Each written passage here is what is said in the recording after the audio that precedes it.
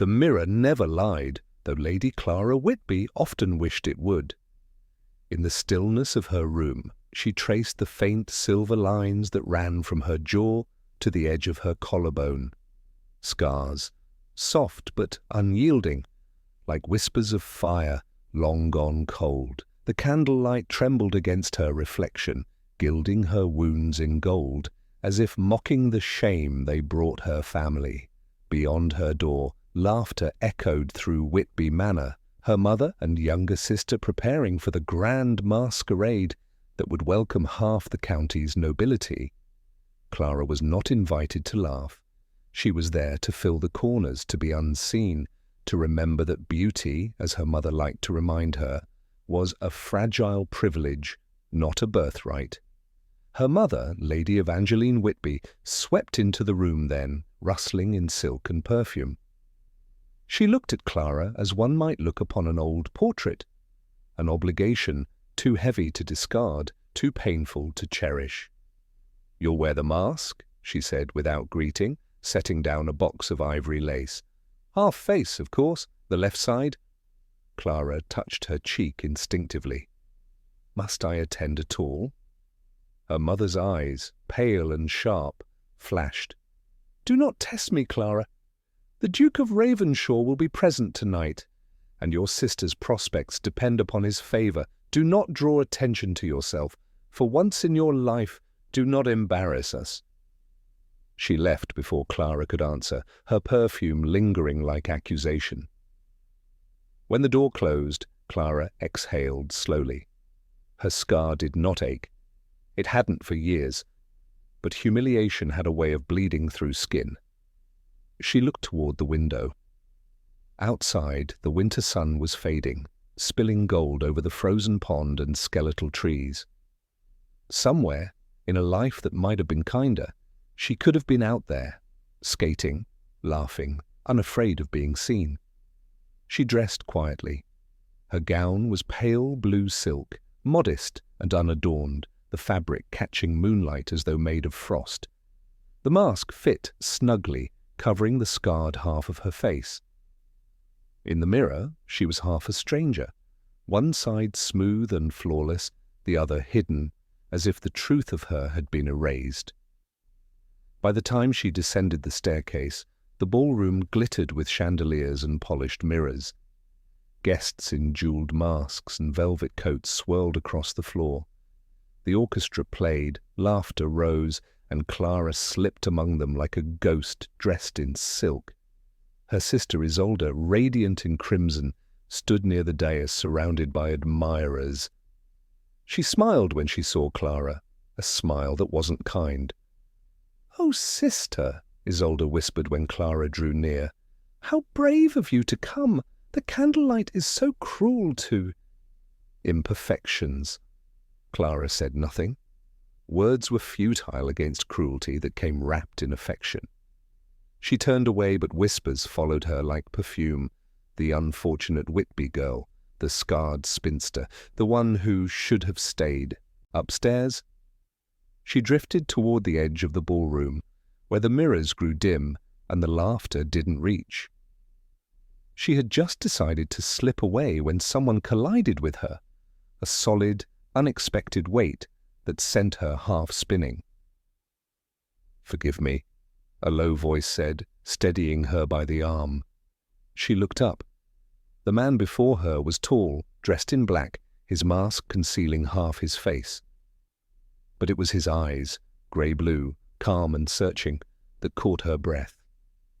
He did not glance at her mask, nor flinch from the faint shimmer of scars visible beneath it. Instead, he smiled, small, unhurried, genuine. "I believe this is yours," he said, holding out the handkerchief she had dropped.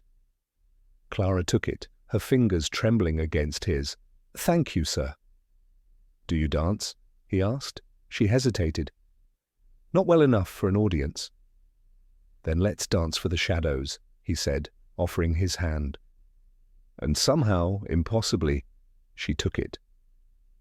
As they moved to the slow rhythm of the violins, the world quieted. The crowd's whispers blurred into nothing, the mirrors softened, and for the first time in years, Clara forgot she was someone to pity. When the song ended, he bowed low and murmured, "You needn't hide, my lady. The stars have scars too, and yet they shine." Then he turned and was gone, leaving her standing in the half-light, heart pounding, mask trembling in her hand. That night, when she learned the name of the stranger, Lord Edmund Harrow, Duke of Ravenshaw, her world shifted. And so began the story of the girl they mocked and the man who saw beauty where others saw ruin. The ballroom had always been a battlefield, though no one ever called it that aloud. Beneath its chandeliers and glittering gowns, wars of vanity were waged with laughter sharp enough to wound and smiles honed to kill. That night, Lady Clara Whitby stood in the midst of it, feeling every whisper pierce the edges of her courage. The music swelled again, violins weaving through the air like silk ribbons. Couples spun beneath the mirrored ceiling, and the scent of roses mingled with the faint sting of wine.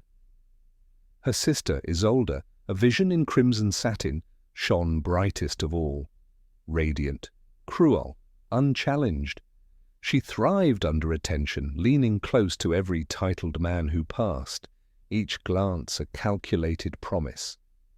Their mother watched proudly from her gilded chair, fanning herself as she whispered to other ladies. "Our Isolde has all the beauty her poor sister lacks," she said, and the women nodded in sympathetic delight. Clara stood near the pillars, unseen. Her mask hid half her face, but not her discomfort. She could still feel the stranger's hand lingering in her memory, the steadiness of his voice, the gentleness of his gaze. No one had ever looked at her like that before, not even when she was unscarred. For the first time in years, she had felt something dangerous, seen. "Why, Lady Clara?" a man's voice drawled, interrupting her thoughts. Sir Adrian Montrose, a family acquaintance known for his cruelty, stepped closer with a smirk. "How brave of you to join us tonight. I confess I didn't recognize you with the mask. It's almost flattering." The group around him laughed softly, a sound like glass breaking. Clara lowered her eyes, refusing to rise to his bait. "Perhaps next season you'll find a mask that covers a little more," he added, voice slick with false charm. Before she could answer, a ripple of silence spread through the room. Conversations stilled, heads turned toward the grand staircase. He had arrived. Lord Edmund Harrow, Duke of Ravenshaw, stepped into the ballroom like night entering candlelight. Tall, reserved, his black coat tailored to precision. His half-mask gleamed silver, catching the chandelier's glow. His reputation had preceded him, a widower, haunted and cold, his fortune vast, his past tragic. They said he bore a scar from the fire that killed his wife, and that no woman had touched his heart since. Now, as he crossed the floor, whispers replaced laughter. The orchestra faltered for a moment, unsure whether to bow or play. Lady Evangeline Whitby practically glowed where she sat. "There he is," she whispered to Isolde. "Your future, my darling. Smile, he'll notice you." And he did look toward their side of the room, but not at Isolde. His eyes found Clara. It was a fleeting glance, but enough to still the breath in her lungs. He moved through the dancers, each step deliberate, until he stood before her. "My lady," he said, bowing slightly. "We meet again." Gasps fluttered through the room. Isolde's fan froze mid-wave. Even Lady Evangeline's smile faltered. Clara's voice trembled. "I thought you had left, my lord." "I had," he said, "but then I realized I hadn't thanked you properly for reminding me what grace looks like." A flush rose beneath her mask. "You mistake me for someone else." "I don't think I do," he said softly. I make it a rule never to forget courage." For a moment, the entire ballroom seemed to vanish. Then, as if the world had remembered itself, the orchestra struck up another song, softer, slower. The Duke extended his hand. "Dance with me?" Every eye watched, every whisper sharpened. "I shouldn't," Clara murmured. "You should," he replied. "For once. Let them stare." So she did. The violins rose again, and the two of them moved as though the floor itself guided their steps. The Duke's hand rested lightly at her back, his gaze never leaving her face. Around them guests murmured, some in shock, others in envy, as the scarred daughter of Whitby glided across the floor with England's most elusive nobleman. When the song ended, silence hung in the air before applause rippled uncertainly through the hall. The Duke bowed to her once more. "Thank you, my lady," he said quietly. "It's been years since I've remembered what beauty feels like." And then he was gone, vanishing into the corridor before she could speak. The music began again, forced and hollow. Across the room, Isolde's hand clenched around her fan until it snapped. Her mother whispered something sharp in her ear, but her eyes burned holes through Clara's mask. Clara stood where he'd left her, trembling not from fear, but from something dangerously close to hope. That night, when she retired to her chamber, she found a single rose left upon her table. Its petals were dark as velvet, its stem tied with a black ribbon. There was no note, but she knew whose hand had placed it there.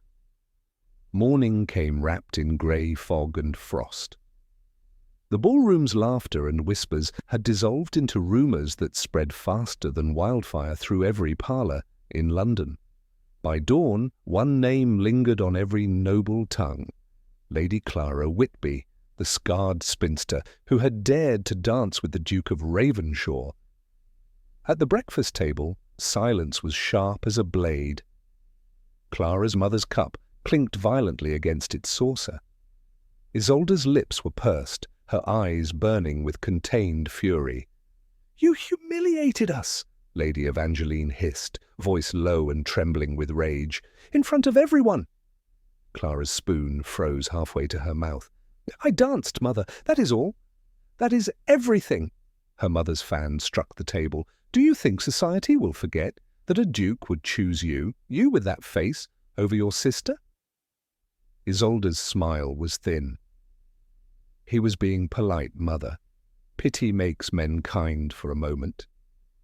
Clara stood slowly, her hands shaking. "If he pitied me, then let him. It's more kindness than I've ever received under this roof."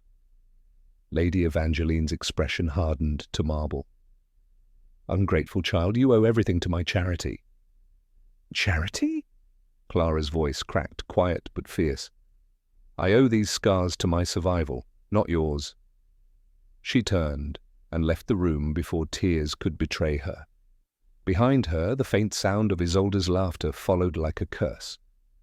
Outside, the winter air was sharp and clean, a balm to the stifling cruelty inside. Clara walked along the frost-lined garden paths, her breath curling in little clouds. For the first time in years, she felt the world shifting beneath her feet. A tremor of something she could not name, something born of last night's dance. The Duke's voice echoed in her memory. "You needn't hide. The stars have scars too." She pressed a hand to her cheek, half expecting warmth where his gaze had rested. How absurd, she thought. He was a duke, a man of legend, with tragedies of his own. She was her family's secret shame. And yet, when the messenger arrived just past noon, carrying a sealed envelope marked with the crest of a raven clutching a laurel crown, her heart forgot how to beat. Her fingers trembled as she broke the seal. Inside, a short letter in dark, deliberate handwriting. Lady Clara, the night was long. The music ended, but something remained. I host a gathering at Ravenshaw Hall this weekend. It would honour me greatly to see you there. E. Harrow. Beneath the signature was a pressed black rose petal. She read it twice, disbelieving, before tucking it close to her heart. That evening, as servants prepared for supper, Isolde burst into Clara's room, uninvited. "A letter?" she demanded. "From him?" Clara hid the envelope behind her back. "It's nothing that concerns you." "Oh, but it does!" Isolde's tone was sweet, poisonous. "The Duke of Ravenshaw, the man every debutante dreams of, writes to you. It's laughable. You truly believe he's serious?" Clara said nothing, but her silence was answer enough. Isolde's smile faltered. "He pities you, sister, that's all. Men like him don't fall in love with broken things." Clara turned toward her window, the reflection of the candlelight flickering across the faint scars on her skin. "Then perhaps he's not like other men?" For once, Isolde didn't have a clever retort. She only watched her sister, the one she'd mocked and dismissed for years, standing tall in the firelight, something unshakable glowing in her eyes. When the door closed, Isolde's nails dug into her palm. She would not let this stand. Not the Duke's gaze, not his letter, and certainly not his affection. 2 days later, the Whitby carriage rumbled up the long drive toward Ravenshaw Hall. The estate loomed ahead, vast, ancient, and magnificent, its spires piercing through fog like the bones of a sleeping giant. Clara sat quietly as the horses slowed before the gates. She clutched the hem of her cloak, heart hammering. From the moment she stepped out onto the cobblestones, she could feel his presence, like warmth in winter air. The Duke awaited them at the entrance, his dark coat perfectly cut, his half-mask gone. The rumours were true. A faint scar curved down his temple, barely visible unless you knew to look. Their eyes met, and for a fleeting second, both masks, his of dignity, hers of fear, fell away. "Lady Clara," he said softly, his breath fogging in the cold. "Welcome to Ravenshaw," she curtsied, the faintest smile trembling on her lips. "Thank you, Your Grace." Behind her, Isolde's eyes burned with envy. Inside those gates, 2 wounded souls would find their reflection in each other. But outside, envy had already begun to plot. The great doors of Ravenshaw Hall groaned open, spilling a wash of golden candlelight across the frost. The grand entrance shimmered with soft opulence. Tall candelabra, portraits draped in shadow, and a sweeping staircase that seemed to spiral into heaven itself. Yet despite its splendor, there was something haunting in its silence, like a heart that had forgotten how to beat. "Your Grace," murmured the butler, bowing low. "Lady Clara Whitby, her mother, and Lady Isolde Whitby." The Duke inclined his head with perfect politeness, his expression unreadable. But when his eyes found Clara, something softened. Not pity, not surprise, but quiet recognition, as if he had been expecting her not just for days, but for years. "Please," he said, his voice a low warmth that filled the hall. "Come in out of the cold." Lady Evangeline swept past first, her smile gleaming like polished silver. "Your Grace, it is an honour," she cooed. "We are most grateful for your invitation." "I assure you, my lady," said the Duke with polite detachment. "It was extended to one guest only." The room went still. Evangeline blinked, her smile freezing. Of course, Lady Clara will be delighted."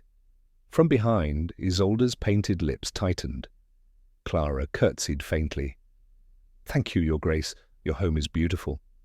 He regarded her a moment longer than propriety allowed. "It has been lifeless for too long," he said quietly. Perhaps it awaits something, or someone, to remind it how to live. The air between them pulsed with unspoken meaning. Dinner that evening was a study in contrasts. The long oak table glittered with crystal and candlelight. The Whitby women sat like jewels arranged for display, Isolde radiant in crimson silk, her mother in lavender lace, and Clara in soft ivory, modest yet luminous. The Duke sat at the head of the table, his expression composed but distant, speaking only when courtesy required. Servants moved like ghosts through the candlelight, pouring wine and carrying silver trays.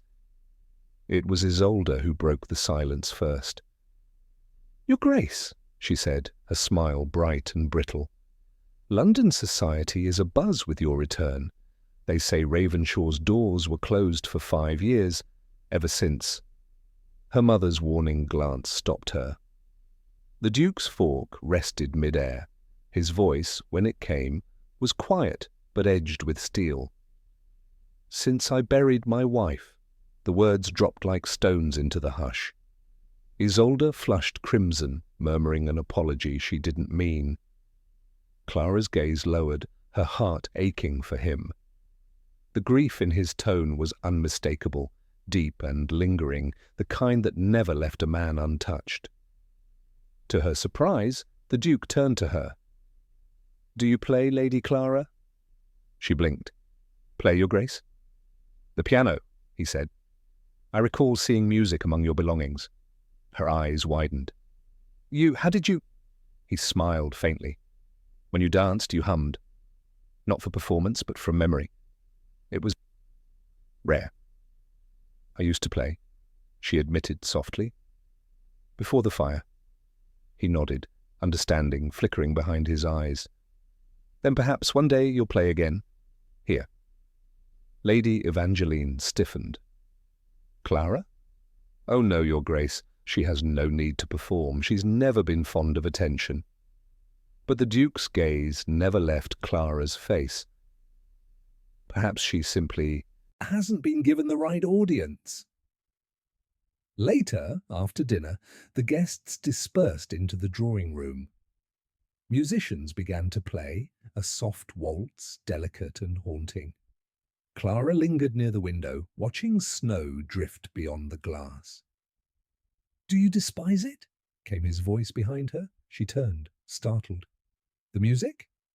"The company," he said, his smile faint, almost self-mocking. "The noise, the masks, I despise it all." She met his eyes, those storm-grey depths, and said, "Then why host it?" "Because," he said quietly, "I wanted to see if life could return to this place, and now I see it can." Her breath caught. "You speak as though your house were alive." He looked past her shoulder toward the flickering firelight. "It was once," he murmured, "before grief smothered it." They stood in silence, two souls suspended between past and possibility. Then faintly, from the musician's corner, a melody shifted. A song she knew. A lullaby, soft and wistful, her mother's song. Her head turned sharply. "That tune, how—" He smiled gently. "I asked them to play it. You hummed it the night we met." Her throat tightened. "You remembered." "I remember everything that makes me feel alive again," he said simply. At that, the tears she had hidden for years shimmered in her eyes. When he stepped closer, she did not retreat. And though he did not touch her, his nearness alone was enough to thaw something inside her heart that had long been frozen. From across the room, Lady Evangeline watched them like a hawk. She saw the way the Duke's gaze lingered on her elder daughter, and her hand curled slowly into a fist. The snow continued to fall long into the night, cloaking Ravenshaw Hall in a quiet that was almost holy. When the last of the guests departed, the halls emptied, leaving behind only the echo of violins and whispers of envy. The fire had burned low, its embers painting the great drawing room in shades of amber. and shadow. Clara lingered there, unable to bring herself to leave. The Duke stood by the hearth, hands clasped behind his back, watching the flames with a gaze both weary and lost. "Your Grace," she said softly, hesitant to disturb the fragile silence. He turned, the faintest of smiles ghosting across his lips. "You remain when all others flee. Do you fear the dark, Lady Clara?" She met his eyes, steady now. "No, my lord, I've lived in darkness long enough to know it cannot hurt me." For a long moment neither spoke. Then the Duke gestured to the grand piano that sat shrouded beneath a white sheet at the far end of the room. "That belonged to my wife," he said quietly. "It hasn't been touched since her death. Until tonight." Clara followed his gaze. "She must have played beautifully." "She did," he murmured. "Her music filled these walls. And when she was gone, I swore I'd never hear a single note again." He paused, eyes distant. "Until you." Her breath caught. "Me?" He nodded slowly. "When I heard you hum that song, I thought I'd gone mad, but it wasn't madness, was it? It was memory and something else. Something I'd buried." Clara took a step toward the piano. Her hand trembled as she reached out to lift the cloth, revealing keys dulled with dust. "If you wish, I can play it again," she said softly. He hesitated, the storm inside him visible even through his calm. "If I ask it of you, Lady Clara, will it bring you pain?" She shook her head. "Music never hurts, Your Grace. Only silence does." He exhaled, something inside him loosening. "Then play." The room seemed to hold its breath as she sat down. Her fingers hovered over the ivory keys, tentative at first, then certain, as though guided by some memory beyond thought. The first notes of the lullaby rose, fragile, trembling, beautiful. The melody filled the space, winding through the air like light through water. It wasn't flawless nor grand, but it was honest. Every chord seemed to speak of her own life, the fire that had scarred her, the years of silence, the ache of being unseen. The Duke closed his eyes, his chest rose and fell, his jaw tightening as the notes washed over him. Memories crashed like waves, laughter in this very room, the scent of jasmine on Celeste's hair, the sound of her final screams swallowed by fire. But instead of breaking him, the music soothed, the ghosts quieted. And when Clara's gaze lifted from the keys, she found him standing closer, his face softened, his eyes glistening. When the last note faded, neither spoke. Then he whispered, voice roughened by something raw and real. "You've done what no one else could, Lady Clara. You've made this house, and me, remember how to breathe." Clara looked down, her throat thick. "You give me too much credit, Your Grace. I only played." "No," he said, shaking his head. "You healed." The words struck her like sunlight through storm clouds. She wanted to deny them, to hide again behind humility, but she couldn't, because for the first time she felt it too, that fragile, impossible flicker of belonging. "Your Grace," she began, but before she could speak further, a sharp sound cut through the room, the shatter of porcelain. Lady Evangeline stood at the doorway, a teacup smashed at her feet, her face pale and livid. "How dare you?" she hissed.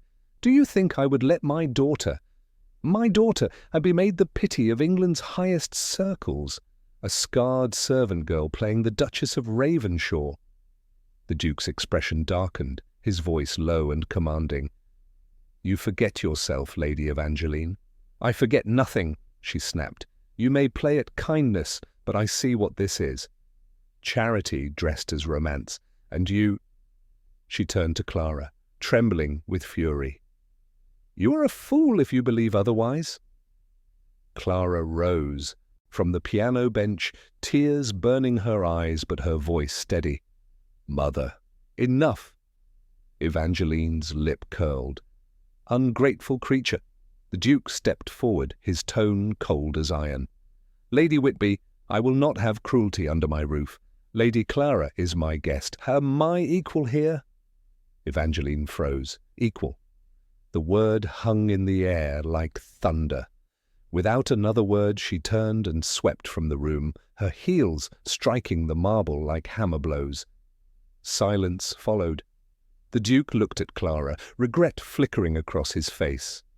"Forgive me, I did not mean to bring you pain." Clara's eyes shimmered. "You didn't, Your Grace. You gave me strength." He smiled faintly. "Then perhaps, for both our sakes, the music should never stop." And as the snow pressed against the windows, the melody she had played seemed to linger still, invisible, eternal, and alive. The next morning dawned grey and brittle, a storm whispering over the North Sea. Ravenshaw Hall stirred with the muted rhythm of servants and secrets. The air carried the faint scent of rain and tension, the kind that precedes a tempest both in the sky and in human hearts. Lady Evangeline Whitby had locked herself in her guest chamber since the outburst, refusing even her maid's company. Her pride was wounded, her anger simmering. But Isolde, her younger daughter, was very much awake and planning. She stood before her mirror, brushing her golden hair with quick, hard strokes. Her reflection smiled back. Beautiful, perfect, everything society adored, everything Clara was not. Yet last night the Duke's eyes had not lingered on her. They had found Clara. Scarred, quiet, overlooked Clara. Isolde's hand tightened on the brush until its handle cracked. "You think you've won because he pitied you," she whispered to her reflection. "But pity fades, desire doesn't." Outside her window she saw the Duke and Clara walking together through the frost-dusted garden. The sight made her breath catch, his dark coat brushing against her sister's pale cloak, their laughter faint but unmistakable. He leaned toward Clara, saying something that made her smile, a smile Isolde hadn't seen since they were children. Jealousy bloomed like poison. She needed a way to destroy that smile. Down in the garden, Clara felt something she had never dared to imagine. Peace.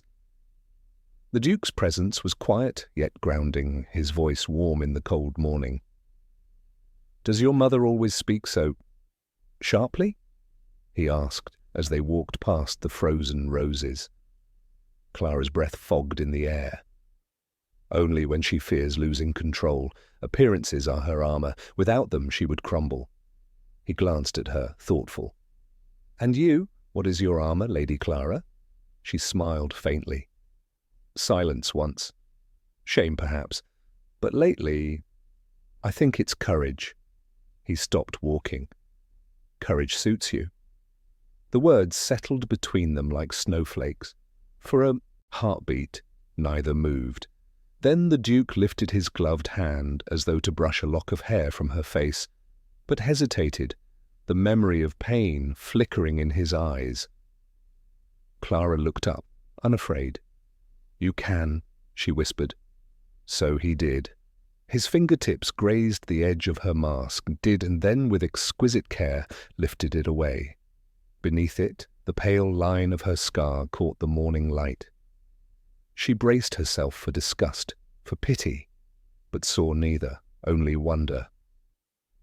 "It's part of you," he said softly, "and I would not have you without it."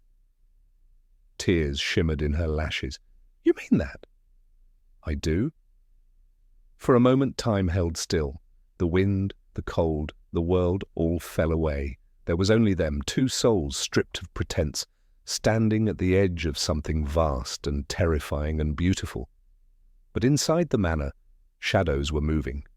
Isolde's fury had found a listener, Lord Adrian Montrose, the same cruel man who had mocked Clara at the masquerade. He was no stranger to scandal. In fact, he thrived on it. "Help me," Isolde said, her tone silk over steel, "and I'll see you rewarded."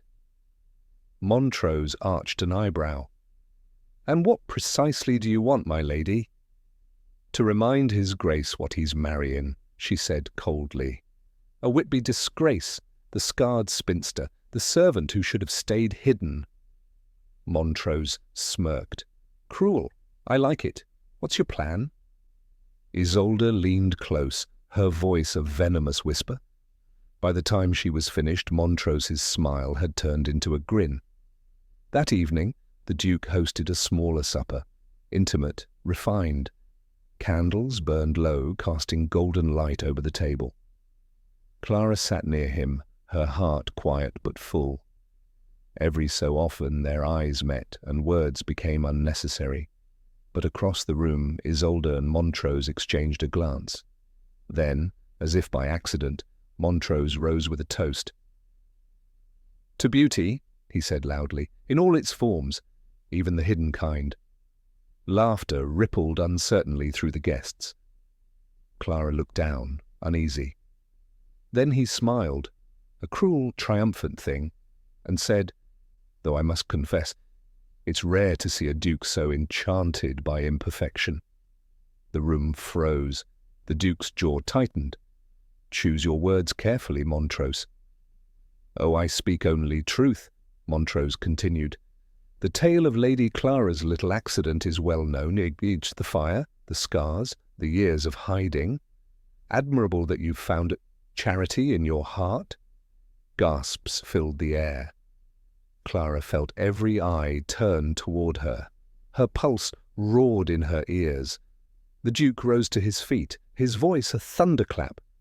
"You will leave this house at once." Montrose bowed mockingly. "As you wish, Your Grace, though perhaps you should thank me. The truth deserves light, doesn't it?" He turned, sweeping from the room. Silence. Clara could not move. Shame flooded her, though she had done nothing wrong. Then the Duke turned to her, his face soft with anger not at her, but for her. "Do not let his poison touch you," he said quietly. "What he spoke of, it changes nothing." "But it changes everything," she whispered, voice breaking. "They'll never let you forget." "I don't care what they let me forget," he said, stepping closer. "I care what I'll remember, and that will always be you." His hand brushed hers under the table, a promise, silent but unshakable. Across the room, Isolde watched, her triumph already curdling into something bitter. For even in her cruelest strike, she saw what she could not destroy: love born not from pity, but from truth. And that terrified her more than failure ever could. A storm had rolled in from the sea by dawn. The waves crashed violently against the cliffs, and wind tore through the towers of Ravenshaw Hall, moaning through the chimneys like an old ghost reclaiming its home. It was the kind of morning when secrets refused to stay buried, and hearts were forced to decide what they truly wanted. Clara woke before sunrise, her thoughts a whirlpool of shame and confusion.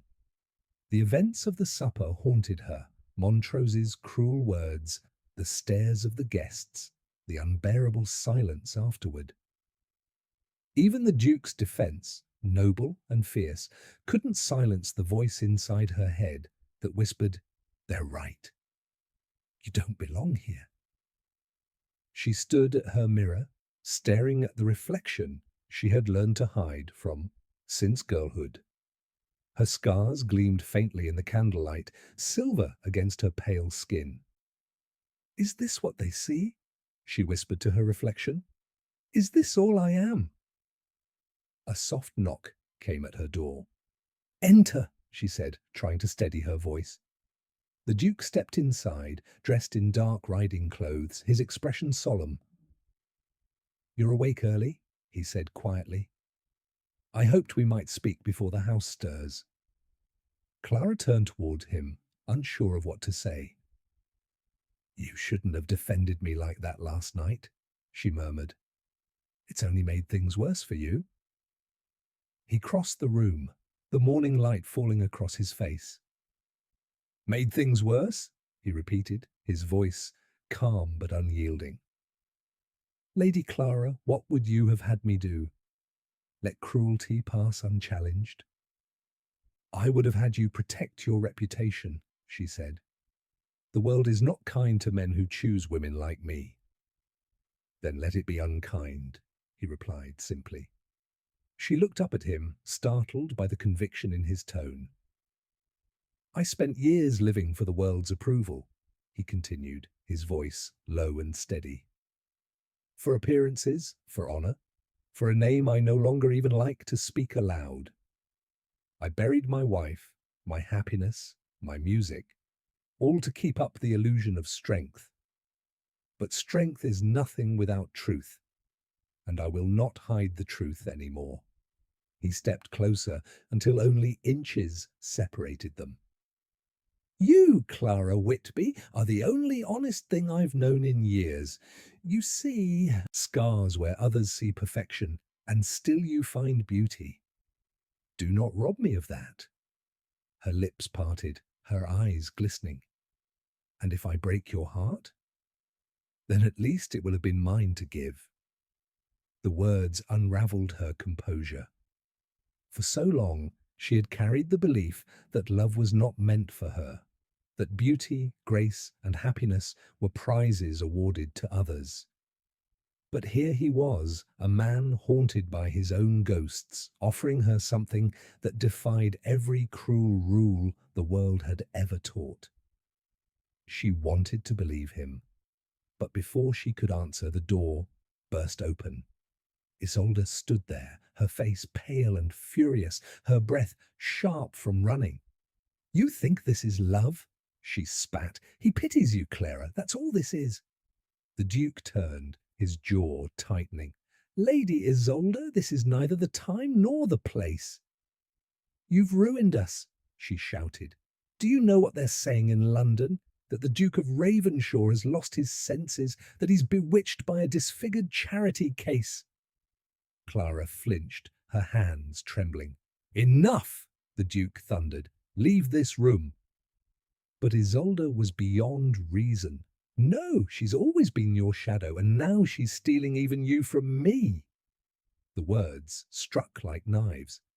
Clara's eyes widened. "You, what are you saying?" Isolde's lip trembled. "I loved him first," she whispered. "You never deserved to be seen, Clara. Not by him, not by anyone." The Duke's expression softened, though his voice remained firm. "Lady Isolde, what you call love is envy. It consumes, it does not heal." Tears streamed down Isolde's face, rage and heartbreak twisting her features. "You'll regret this," she said to Clara, her voice breaking. "You'll regret ever setting foot here." She fled down the corridor, her sobs echoing like distant thunder.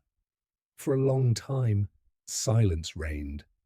Clara turned away, her heart heavy. "She's right," she said finally. "I've done nothing but bring chaos into your life." The Duke moved closer, gently taking her hand. "You've brought truth.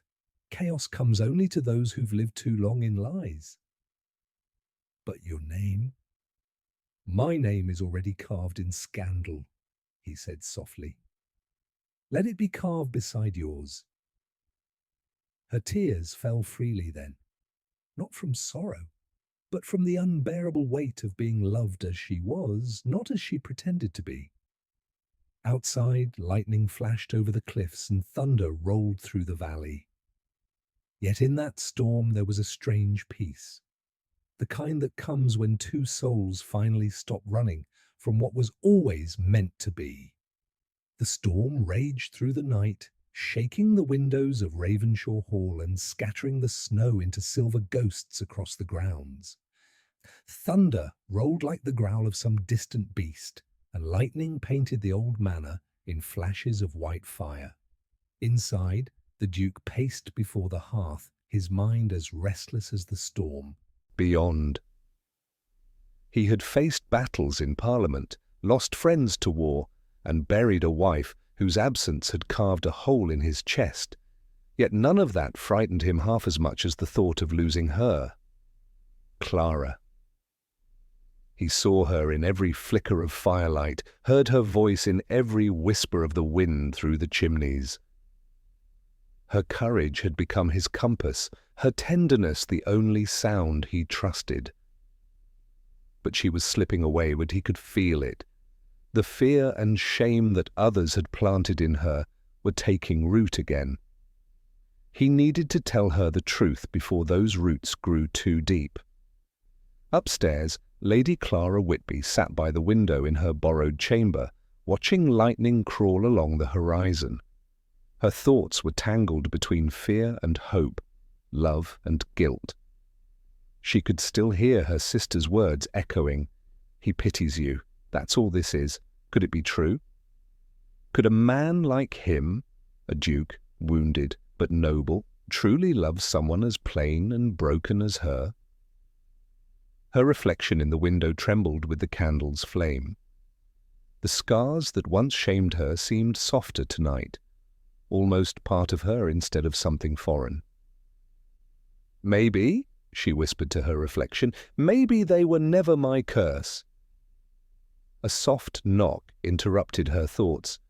When she opened the door, no one stood there, only a folded envelope sealed with black wax bearing the crest of Ravenshaw, a raven in flight. Her hands shook as she lifted it. "My dearest Lady Clara, the night we met, I saw a woman who carried her scars as others carry jewels, without realizing their worth. I have lived too long among ghosts and masks, too long fearing what love might take from me. But you have shown me that love does not always destroy. Sometimes it rebuilds. I ask nothing of you but honesty. If your heart says stay, I will fight the world for your name. If it says go, I will let you go, though it will end me. Edmund Harrow." The paper trembled between her fingers as she read. No flowery promises, no polite flattery, Wati, only truth. It was raw, imperfect, human. Her tears fell before she could stop them. She clutched the letter to her chest and sank to her knees. For the first time in her life, someone had spoken to her not as a daughter of disgrace, not as a burden or an object of pity, but as a soul worth loving. But not everyone rejoiced in the silence of her revelation. Down the hall, Isolde moved like a shadow. Her eyes were red, her breath shallow. She had overheard her sister's chambermaid whisper about the letter, and jealousy burned through her veins like wildfire. He wrote to her, she thought bitterly. He never wrote to me. He never even looked at me. In her trembling hands, she held a second envelope, one she had written herself, in careful imitation of the Duke's handwriting. Inside, a cruel imitation of his tenderness. "Lady Clara, I have reconsidered. Our affection was a mistake. I see now that what began in kindness must end in silence. Her plan was simple and devastating. She would switch the letters before dawn, leave her forged one on Clara's bedside, and let heartbreak do what envy could not. Her mother, Lady Evangeline, found her pacing in the corridor. "Isolde, what are you doing awake at this hour?" "Saving what's left of our name," she said coldly, hiding the forged note behind her back. Evangeline sighed, weary and frightened. "Child, you meddle with fire. The Duke is not a man to be trifled with." Isolde's laugh was brittle. "Then let him burn." By morning, the storm had passed. Ravenshaw awoke under a sky pale as porcelain. The scent of rain still hung in the air. When Clara stirred from uneasy sleep, she found an envelope on her nightstand. The black seal gleamed faintly. Her heart leapt. Another letter from him. But when she opened it and read the words, her world shattered. Our affection was a mistake. The paper slipped from her hand. Her breath came in sharp, broken gasps. He regretted it? After all the kindness, all the promises, was she truly nothing more than a passing act of mercy?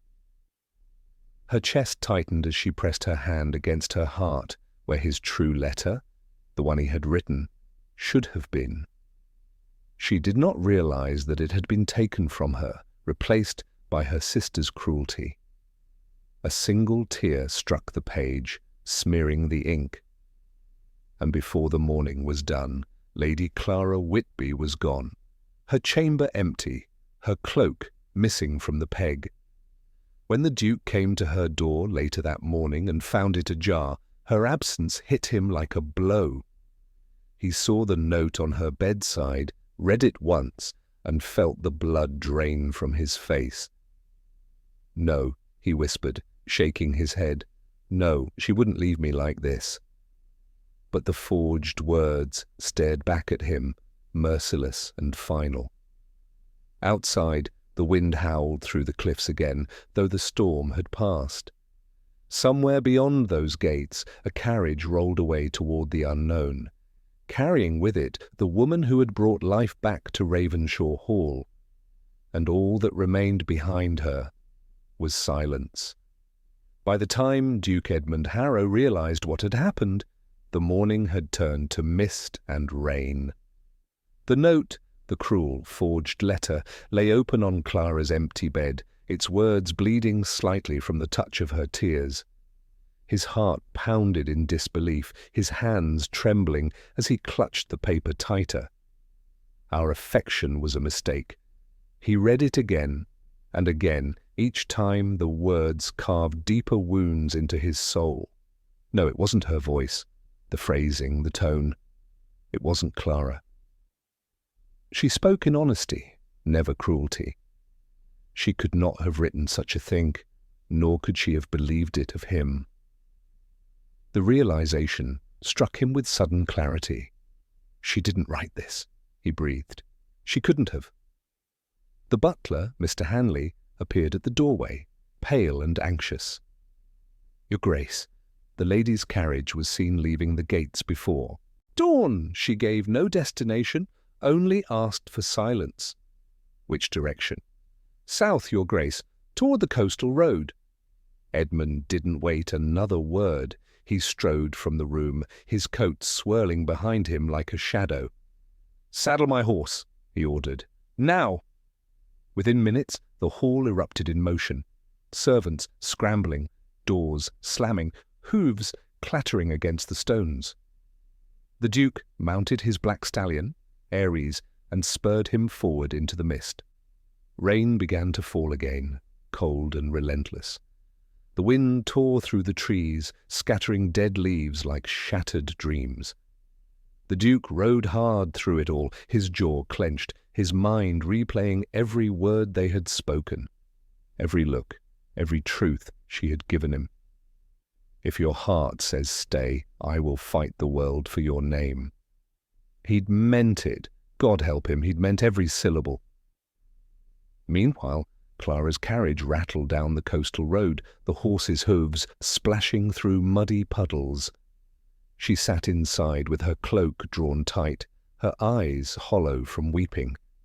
The world beyond the window blurred, grey sky, grey sea, grey everything. She couldn't bear to think of Ravenshaw Hall, the music, the warmth, his voice calling her courageous. It all seemed like a cruel dream now. "I was foolish," she whispered into the storm, "to think someone like him could love me." The driver glanced back briefly. "You all right, miss?" She nodded quickly, forcing composure. "Just drive."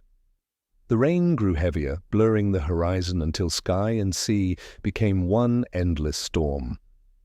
The cliffs rose high and jagged beside the road, the sound of the crashing tide echoing below. Inside the carriage, Clara clutched the false letter in her lap, not knowing it was her sister's hand that had written her heartbreak. Back at Ravenshaw, Isolde watched from her window, her heart pounding with a satisfaction she refused to question. "She's gone," she whispered. "He'll forget her. He'll come to his senses." But the words tasted bitter even as she spoke them. Then came the sound of hooves, rapid, powerful. She rushed to the balcony and froze. The Duke was riding out through the gates, the wind tearing at his coat, his face carved with fury and desperation. "No," she whispered, dread creeping up her spine. "He's going after her." Her mother entered just as the colour drained from her face. "What's happened?" Isolde's throat tightened. I've made a terrible mistake." Lady Evangeline's eyes widened as she saw the empty courtyard below. "God help us," she murmured. On the coastal road the wind howled like a living thing. Clara's carriage jolted as one wheel hit a rut, nearly throwing her from her seat. "Careful!" she cried out. "Aye, miss," the driver shouted back. "The storm's getting worse." But the road curved sharply ahead, narrow and slick with rain, hugging the edge of the cliffs. The horses were tiring, their breaths steaming in the cold. Then, and in the distance, she heard it, the thunder of hooves behind her, fast, relentless. She lifted the curtain and peered through the window, her breath catching when she saw a dark rider tearing through the rain, his figure cut through the mist like a phantom, the Duke, his coat whipping in the wind, his eyes locked on the carriage ahead. "Stop!" she shouted to the driver. "Stop the carriage!" He obeyed, pulling the reins hard. The horses reared, and the wheels skidded to a halt on the muddy path. The Duke leapt from his horse before it had even stopped moving, landing hard, his boots splashing through the puddles. "Clara!" he shouted over the storm. She stepped down, rain soaking her cloak, tears mixing with the downpour. "Why are you here?" she cried. "You made yourself clear." He held out the letter, and the false one, crumpled and wet in his hand. "I never wrote this." Her eyes widened. "What?" He pulled another smaller paper from his coat pocket, torn and half-soaked by the rain, but still legible. "This is what I wrote, the one I meant for you." She took it with trembling hands. The moment her eyes found the familiar, tender handwriting, she knew the truth. "If your heart says stay, I will fight the world for your name." Her voice broke. "Oh, Edmund!" "It was a lie," he said fiercely. "Someone wanted to tear us apart, but I would ride through every storm, through every whisper of the damned before I let that happen."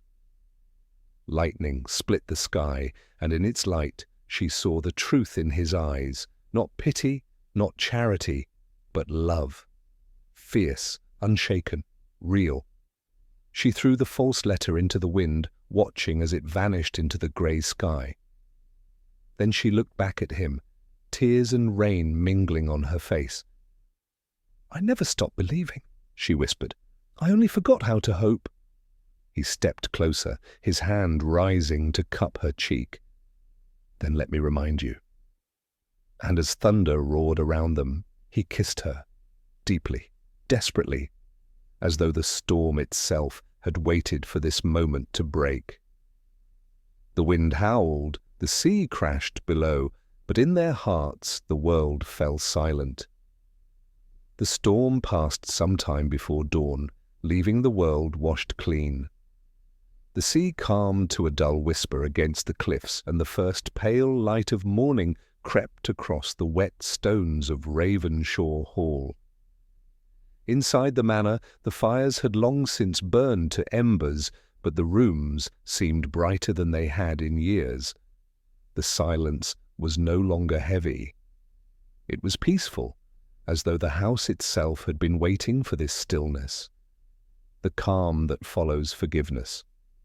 In the great hall, Duke Edmund Harrow stood beside the window, his coat damp from rain, and his hair falling in dishevelled curls over his brow. Across from him, Lady Clara Whitby sat by the fire, wrapped in a woolen blanket, Her cheeks flushed from the cold. The servants had rushed to dry her clothes and prepare tea, but she barely noticed any of it. Her eyes were fixed on him, wide and unguarded. Neither spoke at first. Words felt too fragile for what they had just endured. At last, she broke the silence. "I believed you didn't want me," she said softly.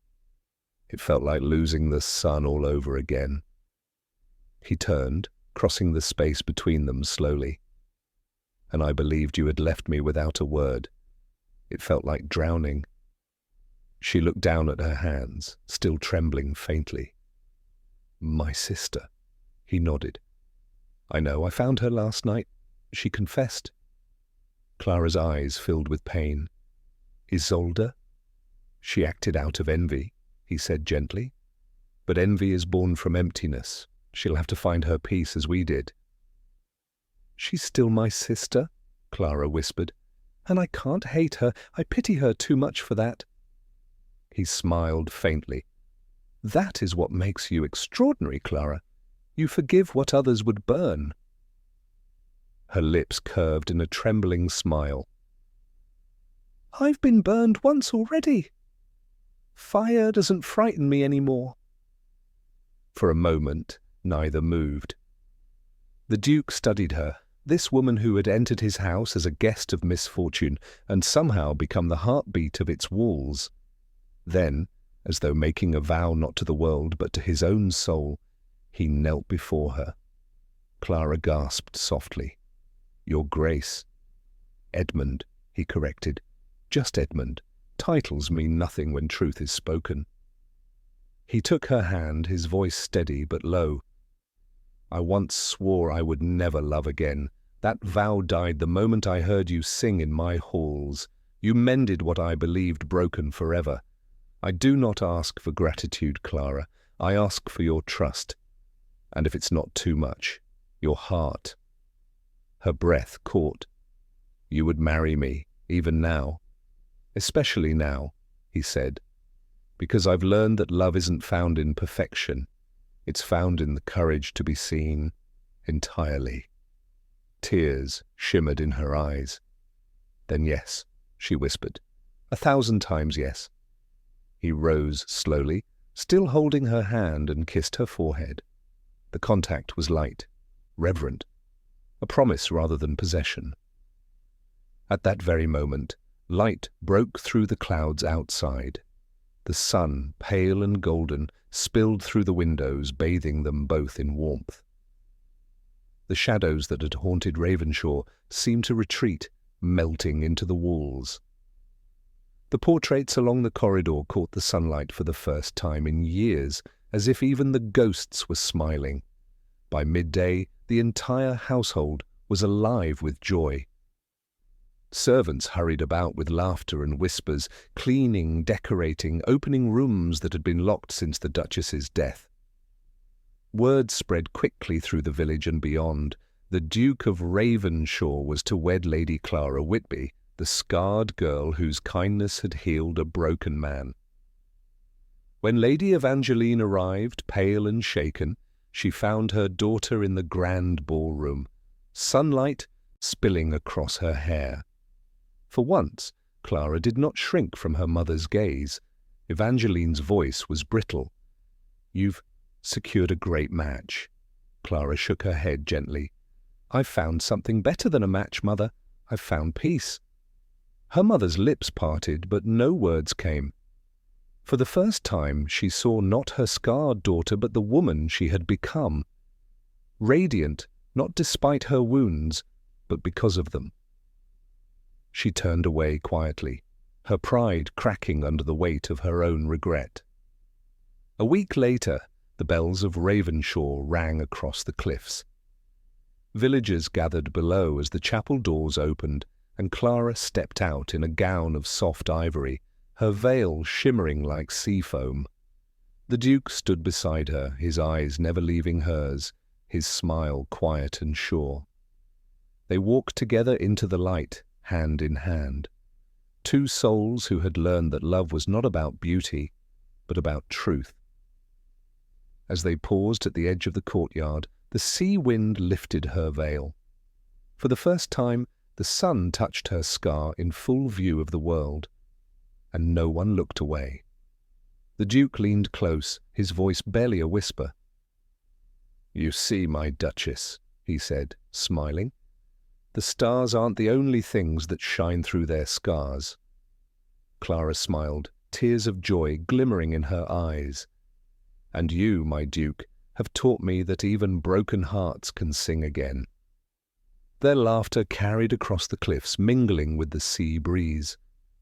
The house that had once been silent now sang with life. The hallways echoed with music again, her music, played on the piano that had once been covered in dust. Ravenshaw Hall was no longer a monument to grief, but a testament to rebirth. And as evening fell, the Duke and his Duchess stood by the window where once they had been strangers, watching the stars rise above the dark sea. Hand in hand, scar and soul, they faced the horizon together, proof that love, once found, could turn even pain into light.